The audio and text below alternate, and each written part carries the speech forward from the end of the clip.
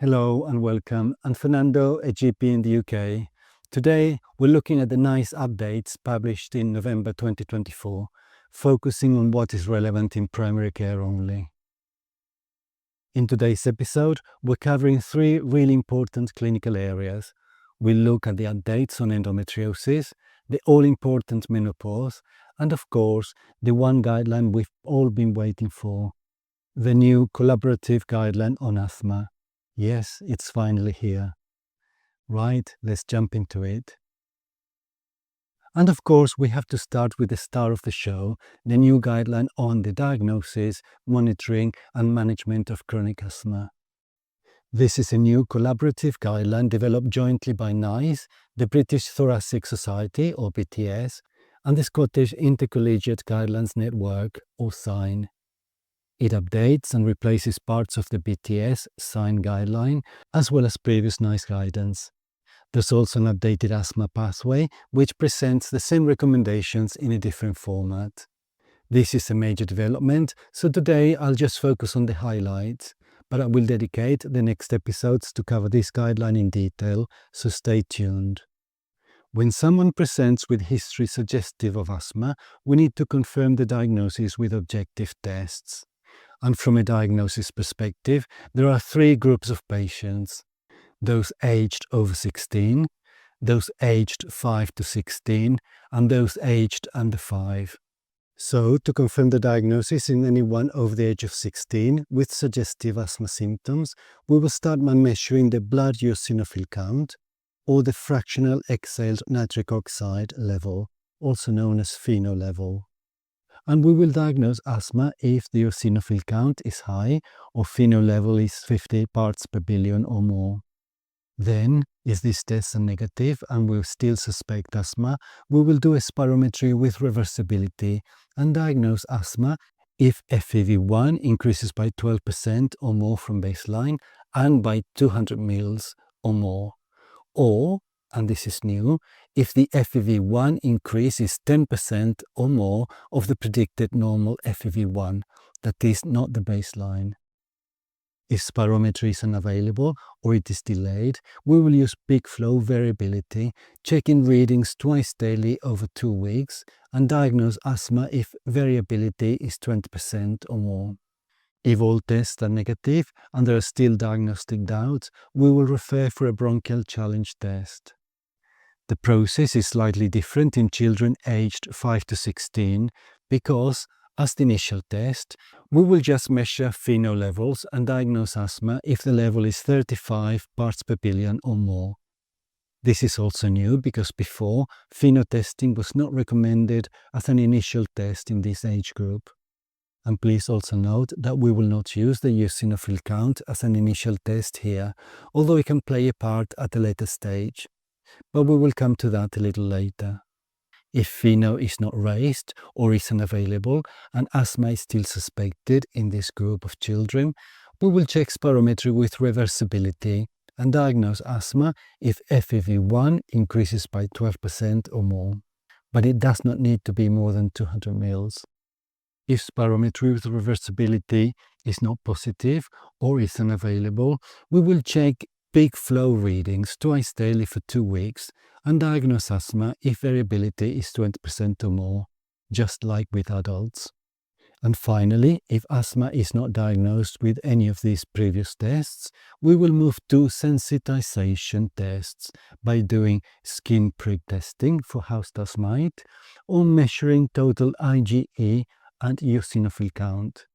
And then we will diagnose asthma if sensitization is present on skin prick testing or total IgE is raised and eosinophil count is more than 0.5. If all tests are negative and there's still diagnostic doubt, we will refer to pediatrics. Diagnosing asthma in the under 5s is more complex and requires clinical judgment, so we will not cover this today. Now that we have looked at the diagnosis, let's look at what monitoring is recommended. And the significant change is that we're now advised to avoid regular peak flow monitoring unless it's part of a personalized asthma action plan. Instead, we are advised to monitor symptoms and use validated symptom questionnaires for both adults and children. Additionally, for adults, we can also consider monitoring phenol levels at regular reviews and before or after treatment changes. And finally, let's touch on a few new treatment recommendations. And the main development is the end of step 1 treatment, where intermittent short-acting bronchodilators were used alone.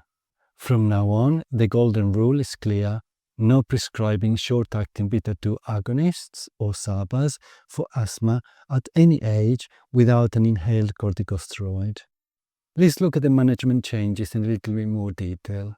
And from a treatment perspective, there are 3 groups of people: those aged 12 and over, those aged 5 to 11, and those aged under 5. For those aged 12 and over, the first step is to offer on-demand air therapy. So, what is air therapy?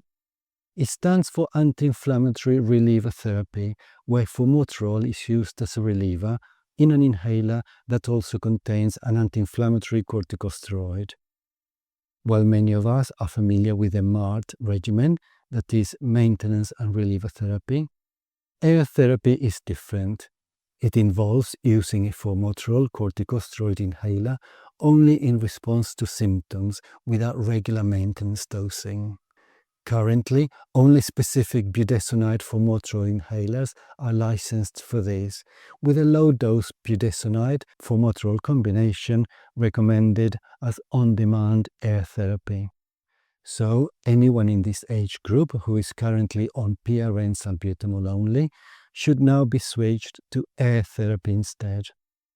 However, whilst this is really the death of the salbutamol inhaler for anyone aged 12 and over, there is still a role for it in children under 12, for whom a SABA may be prescribed, although always alongside an inhaled corticosteroid.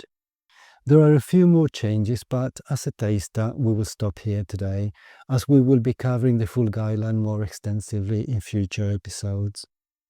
But in summary, for me, the highlights are that new diagnostic criteria for adults include a high eosinophil count and a post-bronchodilator increase in FEV1 of the predicted normal FEV1 by 10% or more. FeNO testing is the main initial test for children aged 5 to 16.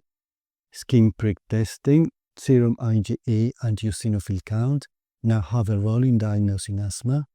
Peak flow readings are no longer recommended for routine monitoring. And in a notable shift, SABAs have vanished from the management of patients aged 12 and over, but remain in use for those under 12. Let's now move to the updates on endometriosis.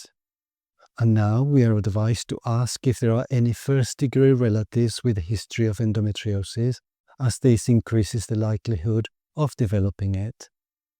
We should offer an abdominal and an internal vaginal examination as part of the initial assessment, but only an abdominal examination if a vaginal examination is declined or not suitable. We will offer a transvaginal ultrasound even if the examination is normal. If it is declined or not suitable, we will organize a transabdominal pelvic ultrasound instead. But we should not exclude the possibility of endometriosis if the examination and ultrasound scans are normal. So referral may still be necessary for consideration of pelvic MRI scan and laparoscopy even in these cases. And finally, we will not offer hormonal treatment if they are trying to conceive, because this management does not improve spontaneous pregnancy rates. And now let's look at the updated menopause guideline. There are new recommendations on CBT to manage menopausal symptoms, and we are advised to consider menopause-specific CBT as a treatment option.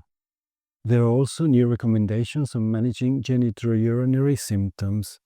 If there's no history of breast cancer, we will offer vaginal estrogen, including to those using systemic HRT, explaining that vaginal estrogen is absorbed locally and only a minimal amount is absorbed into the bloodstream, which is unlikely to have a significant systemic effect. We should also give advice on the use of non-hormonal moisturizers or lubricants, which can be used either alone or in combination with vaginal estrogens. In resistant or difficult to treat cases, we can consider vaginal progesterone and oral ospemifene. However, if there is a personal history of breast cancer, we will offer non-hormonal moisturizers or lubricants instead. Vaginal estrogens can still be considered in certain circumstances by a menopause specialist, although this would be an off-label use, and the individual safety should be assessed carefully. For example, in estrogen receptor negative breast cancer, vaginal estrogen is unlikely to increase the risk, so it is likely to be safe. On the other hand, in estrogen receptor positive breast cancer, the risk of vaginal estrogens is unknown, but there is a potential risk. And finally, there are also new recommendations on the effects of HRT on specific health outcomes. There are tables in the guideline that you can use to explain the risks and benefits to patients. So I will only touch briefly on some key aspects. For example, if there's a history of coronary heart disease or stroke, HRT should be discussed with a menopause specialist. This also applies to anyone with a history of breast cancer or at high risk of breast cancer. The breast cancer risk increases with combined HRT, but there's little or no increase in the risk of breast cancer mortality with estrogen-only HRT. And stroke risk is unlikely to increase with transdermal combined HRT, but it increases with oral combined HRT. And finally, we should not offer HRT for primary or secondary prevention of cardiovascular disease or for the purpose of dementia prevention. So that is it, a review of the NICE updates relevant to primary care. We have come to the end of this episode. Remember that this is not medical advice, but only my summary and my interpretation of the guidelines. You must always use your clinical judgment. Thank you for watching, and goodbye.